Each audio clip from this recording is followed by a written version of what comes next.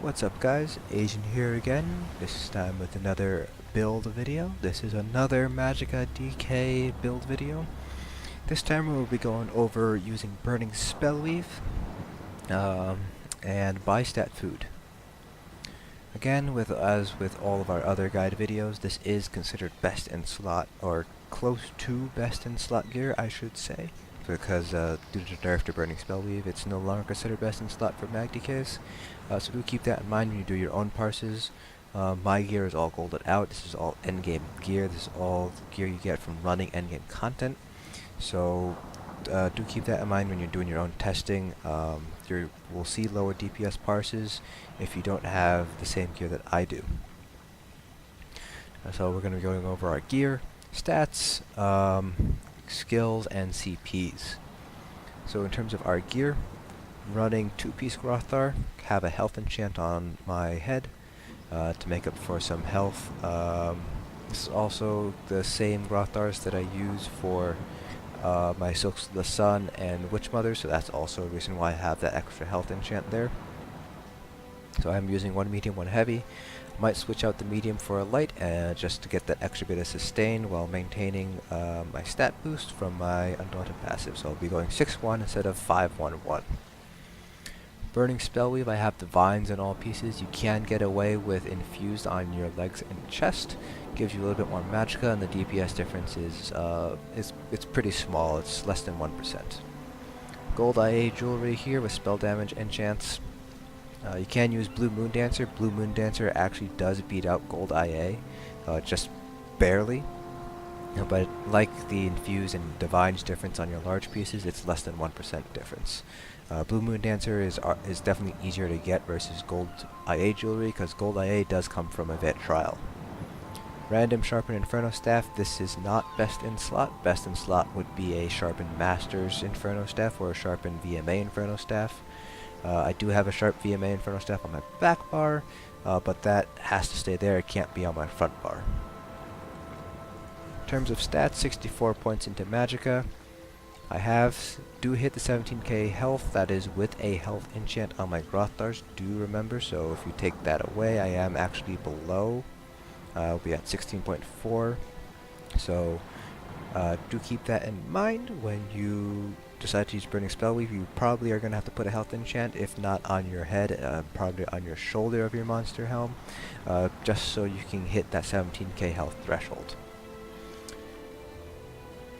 Looking at our ability bars, Harness Magicka as our shield, Flame Lash is our spammable. You can actually use the other morph, Molten Whip, however Flame Lash will get you higher DPS. This is because the off balance with the Power Lash is basically a free cast of Flame Lash, so you don't have to use any magicka at all. You don't get that same proc with Molten Whip.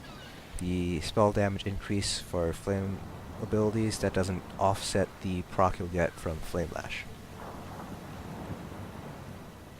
Engulfing Flames, Burning Embers, Inner Light, Shooting Star.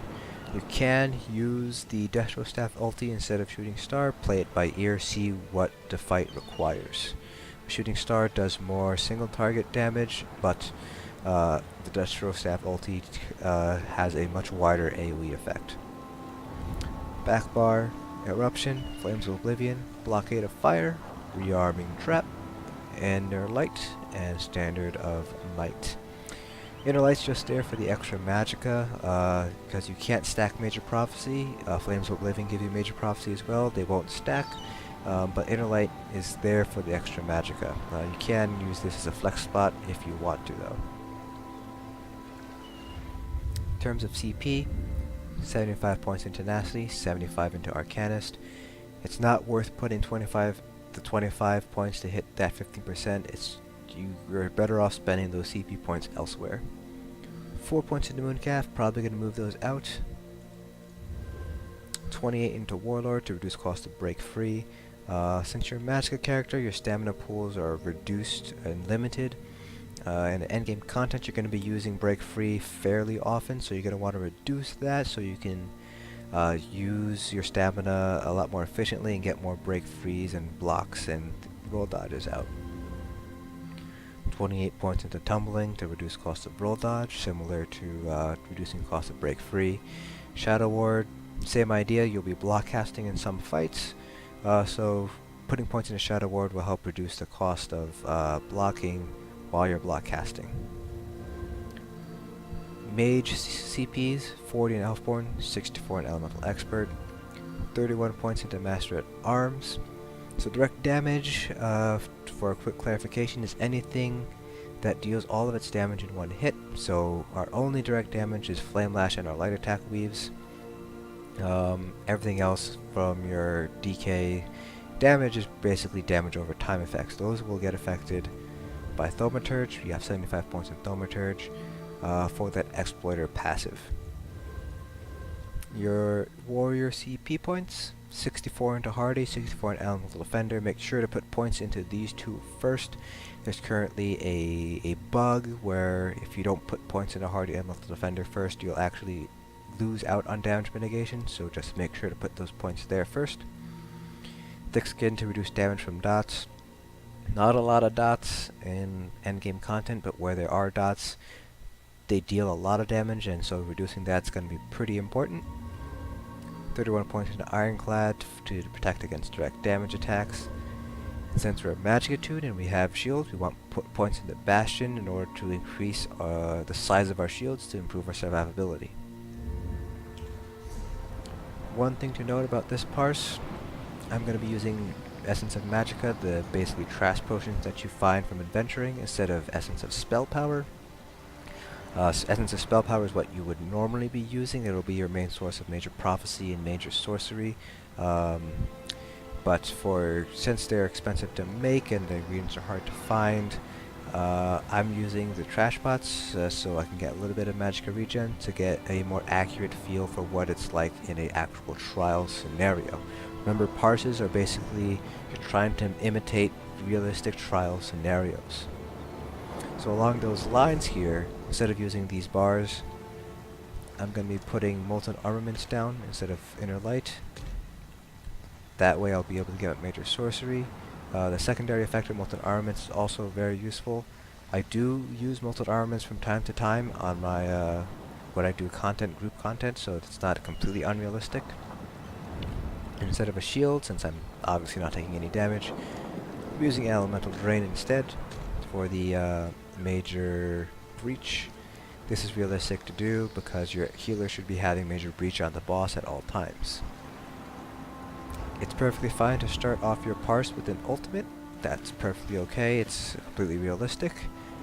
In a trial scenario, you're going to want to try to go into a boss fight with your ultimate up anyways, so might as well start your DPS parse with an ultimate. That's perfectly valid. If you have an extra person, a healer for instance, or a tank, they could only use Elemental Drain, Pierce Armor, and Orbs or Shards. Those are the only real things you can reliably have 100% uptime on. Things like Combat Prayer, Power of the Light, your Crusher Enchant, Warhorn, you're not going to be having 100% uptime on those, so it's unrealistic to do a parse with those there, since you'll be having 100% uptime on those when in reality you won't be having that, so your parse will be inflated. So going on ahead with the parse, going to start off by debuffing and buffing ourselves. And here we go.